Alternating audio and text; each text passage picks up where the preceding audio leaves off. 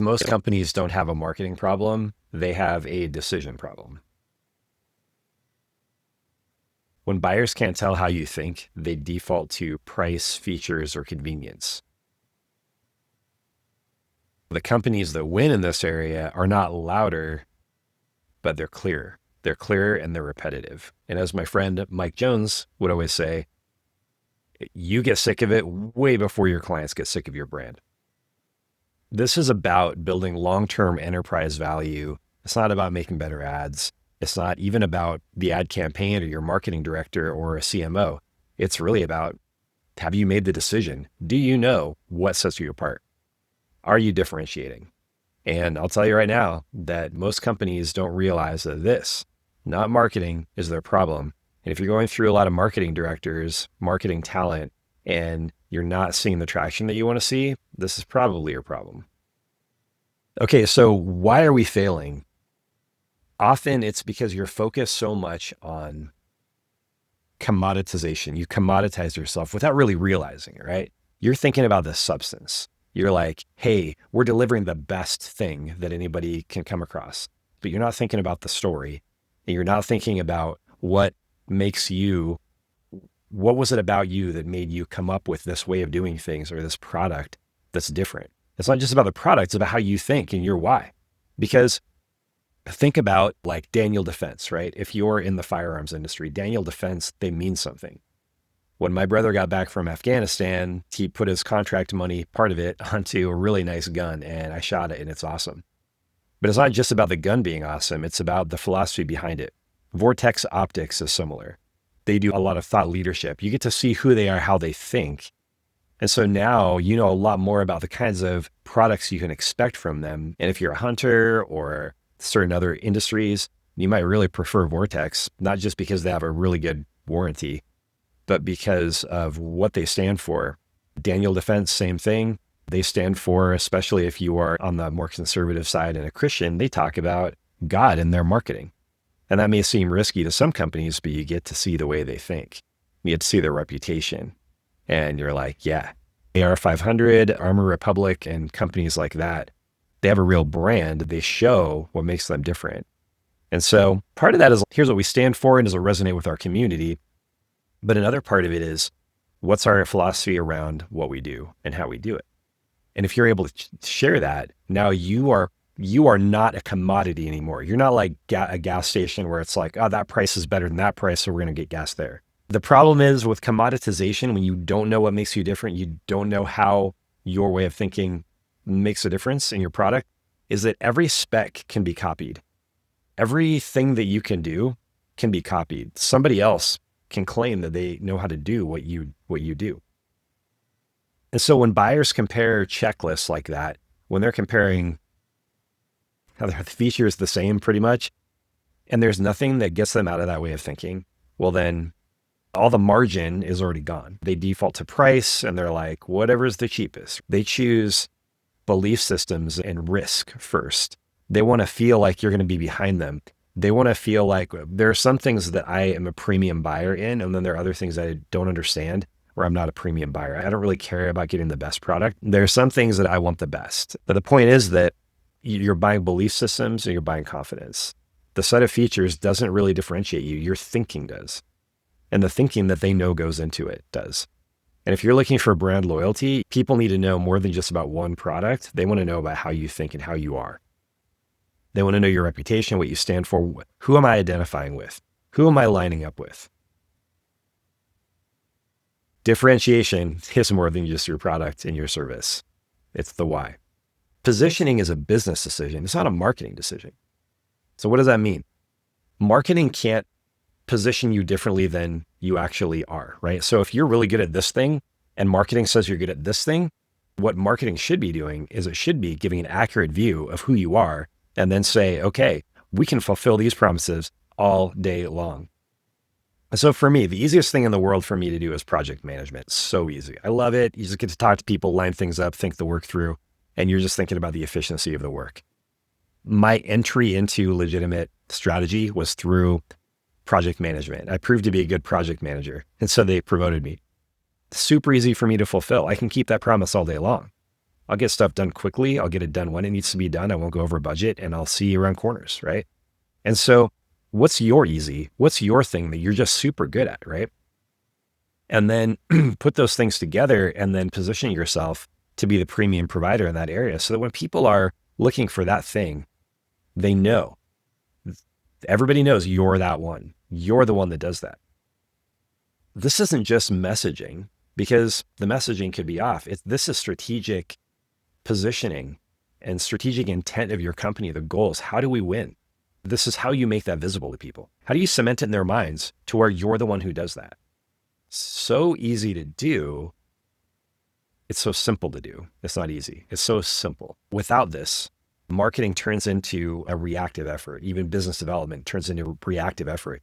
You're going after everybody. Maybe when you started out, you were this wide. Now you're this wide when you should be this wide, and serving premium clients, premium customers, getting a big margin on each thing, and then have it be really easy to sell. Really easy for people to trust you. You don't have to pull teeth. You're just like, hey, here's what we're good at. And they're like, we know. And if they say no, it's because they don't need that thing.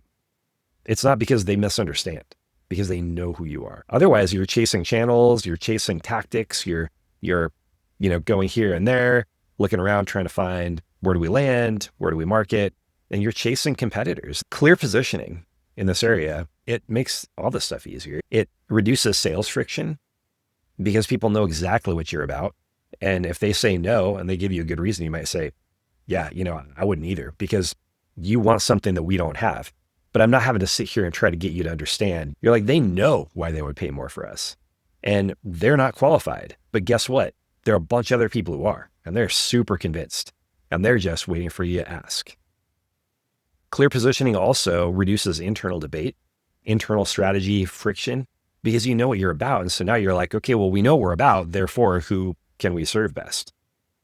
And then you reduce random marketing spend too, which is kind of related to that, right? Well, that's a lot of randomness, and you can create a tighter working hypothesis for who your audience is, a tighter strategy. And then you learn from that strategy by measuring. So positioning is how you make fewer decisions, and you make them faster because you know what you're about, and a lot of the mystery is gone, and now everything downstream is clear. Let's talk about research. So most companies define their audience too broadly to be really useful.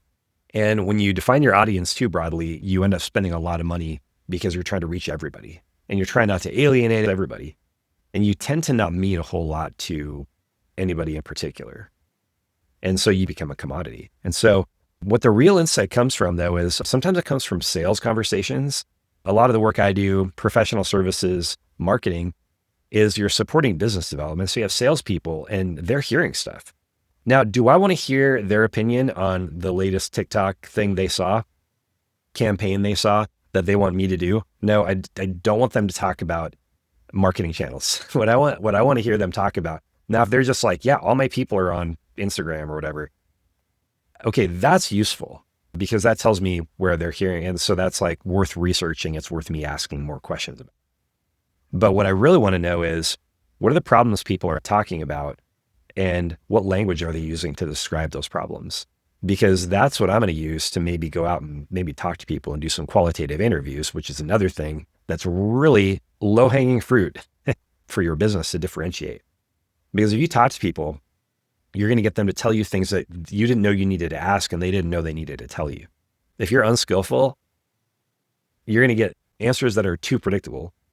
But if you're insightful and able to write a discussion guide and do qualitative interviewing properly, you're going to get answers to questions you didn't know you needed to ask, and they're going to be really insightful. I can tell you stories. You just have to let me know if you want to hear. And so the other thing too is patterns in deals, right? Did we win? Did we lose? Why? Are there patterns we can recognize in marketing messaging as well? Like what message seemed to resonate? And so there's a lot of skill and a lot of marketing experience involved in looking at that, but it's also measurement. You want to measure. But this isn't just like marketing research, like, oh, we got to go do research. No, it should lead to decisions. It should lead to insights, and it should actually back up your strategy. And if you find out things that don't line up with your strategy, change your strategy. That's what it's for.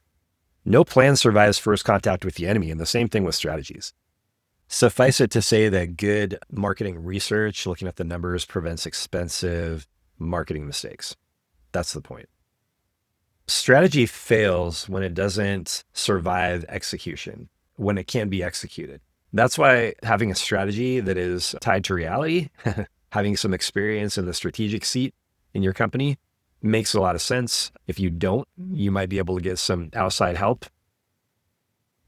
If you need to augment that or get your current person a little more ready for that. The whole point is that the creative brief, the strategy, the ultimate creative brief that is handed off to the creatives and ultimately gets probably approved by the leadership has to reflect business goals. And if it's not really top down. It's not really strategic if it's not taking into account the business goals, the revenue goals. It has to take into account marketing insight. Some of that's what our competitors doing. Some of it's what are the audience members needing right now from us. And so marketing insight, and then positioning, and I guess that really goes to the, competitors, reflects it in daily decisions. What you don't want is for your daily decisions to forget what the strategy needs, what the company needs. And the strategy is really what connects your goals, your business goals, with what actually happens in the day-to-day. So without a strategy, teams end up guessing. They end up just, whatever's out there, what's the new social medium?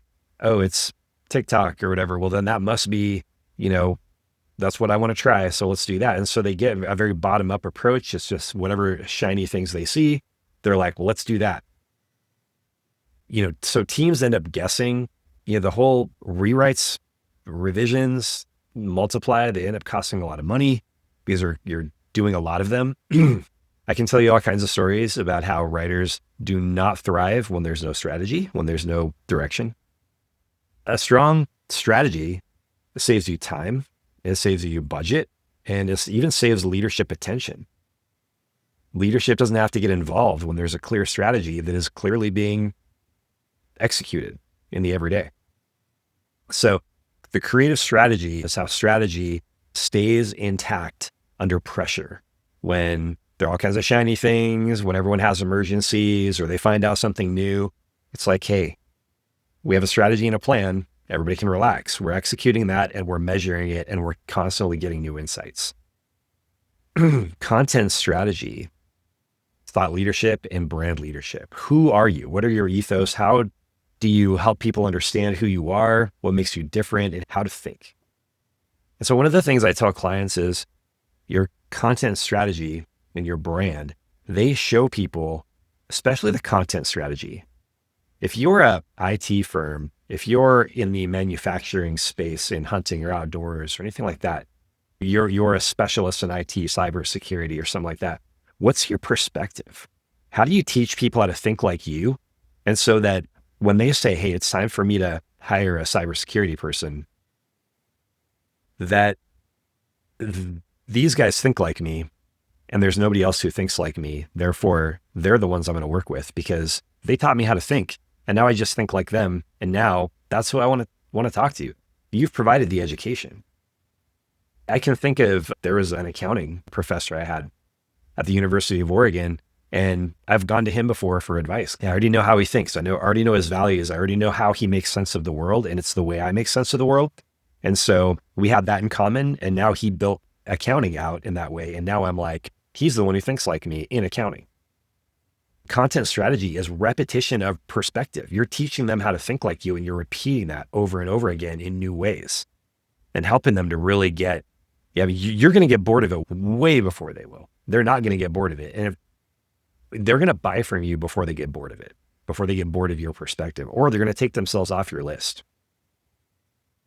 Content strategy and thought leadership, it works when you're teaching people how to evaluate problems. You're teaching them how to think about problems.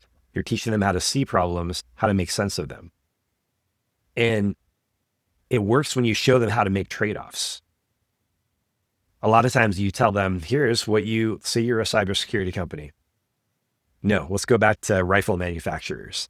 All right, so you're a rifle manufacturer and you're like, our gun is the best. Or you could say, styling, all this stuff, and it's unparalleled performance or whatever. Or you could say, here's how to think about buying a gun for someone like you, who's a badass hunter, or who's your son is a beginning hunter. Here's how to think about buying for a beginner hunter. Let's say you're at Christensen. You make good rifles, right? Maybe you have a line where you're like, hey, I want future buyers of Christensen. So I'm going to get starter line. So you're like, okay, here's how you buy for a beginning hunter. Here's why our rifles stack up really well, right? Here's how to, and so you create the criteria that puts your rifle at the top of the list.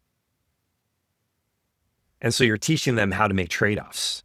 You're teaching them the criteria for how to buy. But you're doing that in such a way where you're like, if it's cybersecurity, not only are you like, hey, we go down the checklist and we do due diligence and best practices and professional standards. That's boring. Nobody is going to pay extra for that because it's so easy to say. Everybody can say it. We're going to pay extra for is when I say, I'm going to keep you ahead of the industry, because hackers, they go for the lowest hanging fruit. It's like having something in your car. If they want it, they'll get it. If they really want it, they'll get it. But the fact is, whenever people say that, like if they really want it, they'll get it. Cool, but are they going to want to work as hard as I will make them work to get the same thing? And that's really the question. So now you're a cybersecurity company who's like, the likelihood of them wanting to work hard enough to get past my systems, my audits, you're going to have very little risk of getting hacked because we don't just build the checklist, we're going beyond. And here's our philosophy, here's why. And so now you're differentiating yourself. You're showing them how to evaluate problems, how to make trade-offs, and it shows how you think. You're teaching them how to think it through. And now you're a thought leader. You start getting people who are like, I know for a fact this company is my company. This brand is the one I want to take it out into the field. This company is the one I want handling my risk, my data. And so this kind of thought leadership leads to better conversation. People know why they're coming to you. They know what you want to talk about. They know what you're good at and they want to know what you think. How cool would it be if instead of you having to call people and try to get them to talk to you, they actually started the conversation like, hey, I want to know what you think about this. I saw your post and I want to know what you think about this particular part of data gathering. Better fit buyers. When people come in and they know what they want, you're going to close so much more. And it's not going to be as hard. Your salespeople aren't going to get burned out. And by the way, you're probably going to land on some really good salespeople who love selling what you sell and want to stay a long time. And then a shorter buying cycles because trust is built quicker. Trust is already there. And so content strategy wins when it teaches people how to think about you. What we're saying here is not that marketing is the problem. A lot of times it's the brand that's the problem. It's the lack of decision-making about the brand. It's the lack of clarity.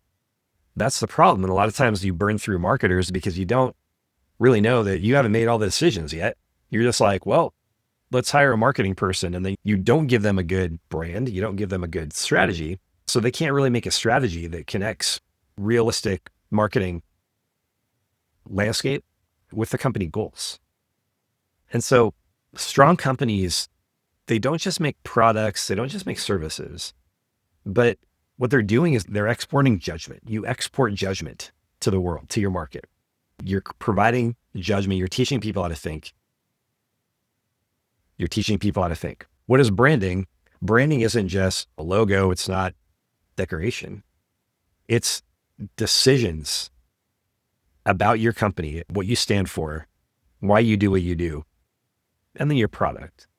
It's who you are, your values. It's why you do what you do and your philosophy toward what you do, made public, published to the world, consistently, reliably, clearly. If your good thinking creates value internally, then it's going to create value externally as well. You're probably already doing that. And now what you need to do is just get a bunch of stuff out of the way so your message can come out clearly and cleanly.